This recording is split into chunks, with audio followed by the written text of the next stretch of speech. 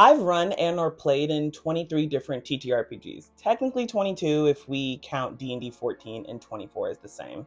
And this is my definitive ranking of these TTRPGs. If you have a different opinion, you're wrong. I'm kidding. But before that, introductions. Hey folks, my name is VJ Harris. My pronouns are they, them, he, him, and something funny. I'm a full-time tabletop role-playing designer and professional game master. You might recognize my name from things such as MCDM Productions, Arcadia, Flea Mortals, or An Elf and Orc Cat Little Baby, volumes 1 through 4. Okay, introduction done. Let's get back to it. Here are the 22 TTRPGs. Aces and Eights, Alice is Missing, Alien, Atomic Highway, technically, Brindlewood Bay, Call of Cthulhu, Confluence RPG, Daggerheart, Dungeons & Dragons 2014-2024, Fabula Ultima, Fist, Freelance Infantry, Strike Team, RPG, Good Society, Kids on Bikes, Kids on Brooms, Monster Hearts 2, Monster of the Week, Mothership, Orbital Blues, Outgunned, The Great Underground Mole Fighting League, Triangle Agency, Weird Weird West, and Starfinder. We're going to use the S through F tier ranking format. If you don't know what that is, or you recognize it, but you don't know what each of the letters means, don't worry, I got you. S represents the absolute best, most powerful, or most effective items. They are considered often to be overpowered and exceptionally strong choices. A is excellent and strong, B is good and viable but may have some weaknesses or limitations, C is average with no particular strengths or weaknesses, D below average with notable weaknesses, F the lowest tier representing weak or ineffective items that are generally not recommended for use. Now, some of these I won't have a lot or really any explanation for it. It'll just be feelings, or they won't stand up next to TTRPGs in a higher or lower tier. But we're going to start with the worst and get to the best. First up, Aces and Eights. I've only been a player for this. Welcome to the Wild West that could have been, partner. The Aces and Eights RPG lets you relive the glory days of the West that never was. Whether you fancy yourself a gunslinger, lawman, rail baron, desperado, prosecutor, mule skinner, rancher, or all of the above, you can step into their boots and blaze your own Western trail. This game got a whopping F. It's way too detailed to the point where making a character feels like I'm doing a job rather than playing something for fun. There are too many percentages involved, too much detail in certain parts. Yes, that's a thing. And for a game broken down into the basic game and advanced game, the basic game is anything but basic. Also, the racism. Yes, I know it's a Wild West game. So is Weird West, Inescapable, Blood Beam, Badlands, and none of those involve racism. This game is not shy about using slurs or just engaging in the same racism that existed during the Wild West era of the 1960s through the 90s. In the US specifically. If you know me, you know I hate racism in TTRPGs, so of course this is getting an F. Next up, the Great Underground Mole Fighting League, Mole Hunt. Yeah, it's a mouthful. In the cutthroat world of underground fighting, you are all moles who run the lucrative Mole Underground Fighting League. However, when you get large enough, everyone wants to shut you down. And so the Mole Police, more commonly known as the Molists, have sent a mole to infiltrate. One of you is the mole, all of you have things you want to hide. Can you find the mole while keeping your own secrets safe? This is getting a C. So the thing about this is, I enjoyed playing it. I enjoyed the people I played it with. We uncovered the actual mole. I was a guy with kids and was divorced and eventually got back with his wife. A good time was had all around, but I will never, ever play it again, and I'm never going to run it. Why that's the case isn't something I can tangibly explain. It's all just vibes for this one. It's one of those things where you play it once for the experience, then call it quits. Okay, we're getting into the B category. These are in no particular order, except for maybe alphabetical, I don't know. Starting with Call of Cthulhu, which was just on the cusp of being a C or B. The old ones ruled the earth eons before the rise of humanity. Traces of their cyclopean cities can still be found on remote islands, buried amid the shifting desert sands and in the frozen wastes of the polar extremes. Originally, they came to this world from the stars. They sleep now, some deep within the earth or beneath the sea. When the stars are right, they shall again walk the earth. I'm a big fan of cosmic horror, and each time I played Call of Cthulhu, haven't run it, it's made good on the promise of that. I've never had a bad experience with the game, and think it can be used to tell some really interesting stories, but it still gets a B for a few reasons. Attributes have 0 to no effect on your skills except for dodge and language, and there's way too many skills that are so specific they probably won't get used. On that specific note, some stuff should just be rolled into one skill: swim, jump to like throw to athletics, handgun and rifle to firearms, spot, hidden and listen to search, and the social skills, right? There aren't enough ways to get sanity and luck back, which I think would make a long-term campaign hard. Of course, there's the outdated sanity mechanic, which might have been good for the time it was made, but it does reflect outdated stereotypes. There's some other issues with the system as told by other people, but I'm only using my definitive thoughts on this. I would play this game again, and I'd run a few shot with this, but wouldn't do a long-term campaign. At least not in the sense of following the same characters. Moving right along, Dungeons & Dragons 2014 and 2024.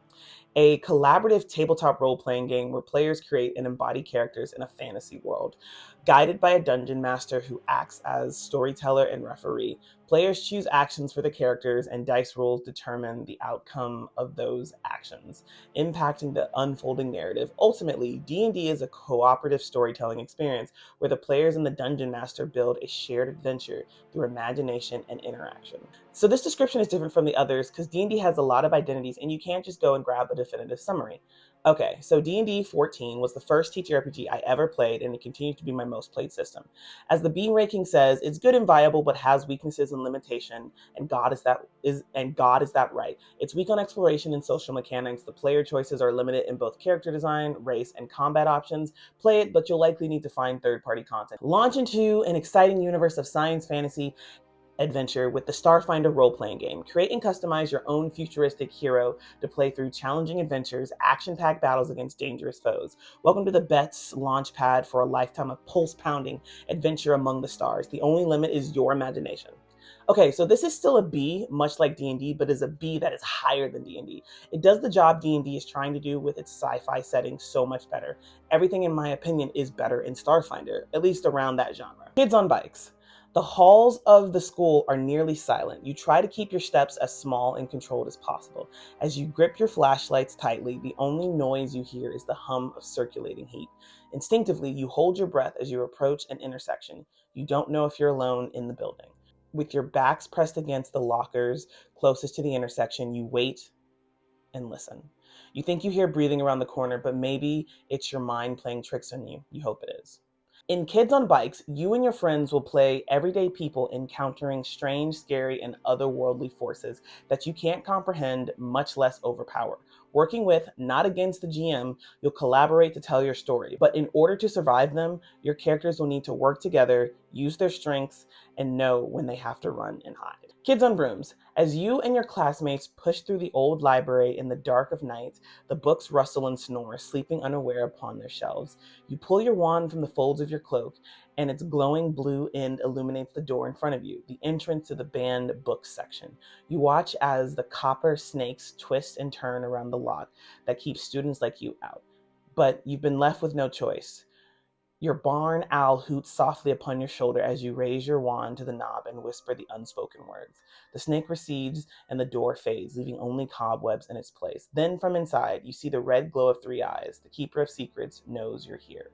In Kids on Brooms, you'll take on the role of witches and wizards who belong in one way or another at the magical school you all attend, a place full of mystery, danger, and thrilling adventure. From dealing with strict professors to facing down mythical beasts, players will get the opportunity to ride brooms, brew potions, and cast powerful magic as they uncover incredible secrets their school and its inhabitants hold. Okay, I'm putting these both together because they're the same game, different genre, and they are great. I love playing in these games and I love running these games. The only issue, which is what puts it in the B category, is no hit points. Multiple games I've played and have needed something like that, even optional rules for it, would be great, and that's why it's a B. The next 7 games are in the B category because vibes-wise, I think they are too good to be any lower, but they don't quite match up to the A tier game. Mothership is a sci-fi horror role-playing game where you and your crew try to survive in the most inhospitable environment in the universe. Outer space! You'll excavate dangerous derelict spacecrafts, explore strange unknown worlds, exterminate hostile alien life, and examine the horrors that encroach upon your every move. Outgunned is a cinematic action RPG inspired by the classics of the genre, from Die Hard to True Lies, passing through James Bond, Atomic Blonde, Kingsman, Ocean's 11, Hot Fuzz, and John Wick. In Outgunned, players take on the role of action heroes facing terrible odds. They will be constantly surrounded by enemies while trying to carry out their mission, be it robbing a casino or saving the day. Weird Weird West is a powered by the apocalypse PBTA hack with bits of Forged in the Dark FITD thrown in for good measure. For fans of cinematic RPGs, narrative-focused storytelling, very little focus on numbers or stats going up and down, heavy focus on characters making interesting decisions. Just about everything the characters do comes with a consequence, and we play to see how they deal with those consequences. It's got Western tropes and themes, gunslingers, weird spellcasters, obsessive scientists, daring rogues. Core rules are written for 1800s American Wild West, but moves are designed to be loose enough to be used in space westerns, contemporary westerns, etc. By the time they hit adolescence, most people have gotten over their fear of the dark. They spend their midnight hour on gushy phone calls, diary ramblings, and wet dreams. They fall asleep peacefully, assured that the shadows hold no monsters. But the shadows do hold monsters. You know because you're one of them. Wickedness dwells within your heart. Hunger courses through your veins. High school weighs on you, and teen drama puts you on edge. But you have power. What do you do next? Monster Hearts 2 lets you and your friends create stories about sexy monsters, teenage angst, personal horror, and secret love triangles. When you play, you explore the terror and confusion of having a body that is changing without your permission. This game is powered by the Apocalypse World engine. It draws inspiration from Twilight, Buffy, Ginger Snaps, The Vampire Diaries, and The Crafts. The second half of the 20th century, the powers that be are locked in a tense nuclear standoff, and the fate of the world hangs in the balance. Away from the watchful eye of national intelligence, a cadre of exceptional misfits is assembled. These soldiers of fortune are uniquely equipped for covert and unusual operations. In these uncertain times, the line between science and superstition has been broken, and the new arms race is only beginning. You or your associates may be faced with weapons, tactics, and actors unlike any you have ever seen. For a price, those exceptional misfits can help. When you're all out of options, it's time to call Fist. Fist Ultra Edition is a tabletop role-playing game about paranormal mercenaries doing the tough jobs no one else can. In the game, you belong to a legendary rogue mercenary unit called Fist. You are a soldier of fortune who doesn't fit into modern society. You are a disposable gun for hire, caught up in death and destruction of pointless proxy wars and oppressive establishments. You may also be someone who can turn into a ghost or control bees with your mind. The paranormal secrets of the Cold War are your bread and butter, and you fight for your life to make ends meet alongside others like you, stopping disastrous science experiments, infiltrating occult compounds, neutralizing eldritch horrors, all in a day's work for Fist. Players are typically outnumbered, easily killed, and disliked or hunted by most sources of authority. You don't have tons of money and gadgets backing you up, just your wits and a few tools. War is hell, and you're one of the little guys. Confluence is a TTRPG like nothing you've experienced before. A genre-bending game of fantasy, sci-fi, and horror, built to tell character-driven stories through exploration of atlases and artifacts touched by people of the world. In the rich, colorful setting of Azuria, strange phenomena called confluences bring together people of many worlds from across time and space. From the kaleidoscope coast to the underwater labyrinths to the floating forest cities, everything here is constantly changing. Prepare to change with it. This is your world, this is your story. Make a choice and fight for what you believe in. Fabula Ultima is a tabletop role-playing game inspired by Japanese-style console RPGs or JRPGs. In Fabula Ultima, you and your friends will tell epic stories of would-be heroes and fearsome villains set in fantasy worlds brimming with magic, wondrous locations, and uniquely bizarre monsters. Create your own setting together. With 3 different styles as references, your group can freely shape the world as they wish, including powerful kingdoms, small villages, major historical events, and the people who inhabit these lands. A simple and intuitive rule set that evokes both gameplay and atmospheres from the most beloved JRPGs, all while encouraging players to proactively set goals and influence the story. No choice is without consequence. A bestiary filled with monsters, demons, beasts, and more. From simple encounters to deadly bosses, our heroes will face many challenges. 15 classes to mix and match in order to create your favorite heroes inspired by video games. This modular growth system lets you design deep and unique characters. Choose your group type and embark on adventures. I've got nothing bad to say about any of these games. I've played in some, I've run some, I've played and run some. I had fun and I'd recommend them to people to check out. Again, they just don't measure up to the next tier of games for me. Next up, the A category. Brindlewood Bay is a tabletop role-playing game that combines Murder, She Wrote with H.P. Lovecraft. In it, you play a group of elderly women, members of the local Murder Mavens Mystery Book Club, who help the authorities solve murder cases in a picturesque New England town. Over the course of their investigations, they become aware of a dark occult conspiracy that connects the cases, and will eventually have to face that conspiracy in order to save their community. The game is low prep and easy to play no matter your experience with tabletop role-playing. Most people don't believe in monsters, but you know the truth. They're real, and it's your task to bring them down. Monster of the Week brings that kind of adventure to life. Monster of the Week is a standalone action horror RPG for 3 to 5 players, technically. Hunt high school beasties a la Buffy the Vampire Slayer, travel the country to bring down unnatural creatures like the supernatural Winchester brothers, or head up the government investigation like Mulder and Scully. This TTRPG contains everything you need to tackle Bigfoot, collar a chupacabra, and drive away demons. Triangle Agency is a new tabletop role-playing game of paranormal investigation and corporate horror. It's inspired by stories like SCP Foundation, Severance, The X-Files, and Control. Stabilize reality. Dangerous, reality-breaking anomalies are everywhere. Explore a modern-day setting and carry out your job, collecting them. Apprehend anomalies. Build your campaign from 12 missions created by some of the brightest minds in tabletop role-playing games and released as a companion book. Control yourself. Advance through life by choosing how to prioritize your relationships, your job, and your own incredible power. I don't have any notes for these 3 games. They are literally what A tier says, solid and strong. If I could only play a number of TTRPGs for the rest of my life, these would be in there and I would be satisfied. Okay, the last 3 games would be S tier if there wasn't a problem with them. Welcome to Daggerheart, a new epic TTRPG from Darrington Press, powered by an innovative card and duality dice design. Daggerheart blends tactical depth with narrative freedom, empowering each group to make the game their own. Daggerheart is a system where GMs and players share in narrative world building, and every choice matters as the adventure hangs in the balance between hope and fear. With streamlined rules, 279 beautifully illustrated cards, easy onboarding for fast pickup and play, story-first mechanics, and more, Daggerheart is calling. This is how we play, with bold choices, unforgettable characters, and stories that last long after the dice and cards are put away. Now it's your turn. What stories await you?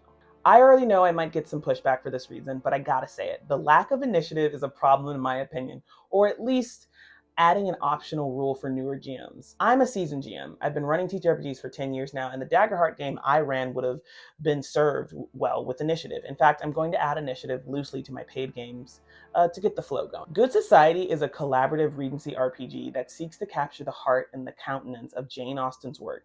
It is a game of balls, estates, sly glances, and turns about the garden, at least on the surface. Underneath this, just as in Jane Austen novels, it is a game of social ambition, family obligation, and breathtaking, heart-stopping longing.